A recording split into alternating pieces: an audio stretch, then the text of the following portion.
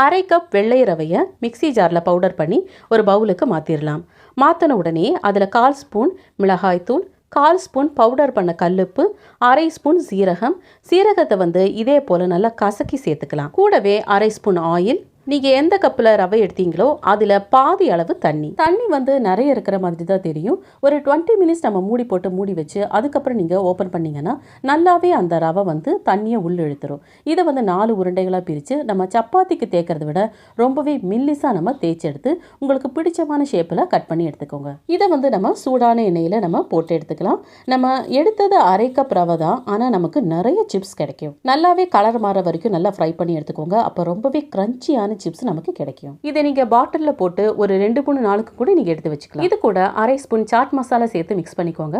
Chat masala இல்லைன்னா மிளகாய் தூள் சேர்த்து மிக்ஸ் பண்ணிக்கோங்க. ரொம்பவே ஈஸியான, டேஸ்டான, கிரன்ச்சியான ஈவினிங் ஸ்நாக்ஸ். தேங்க்யூ.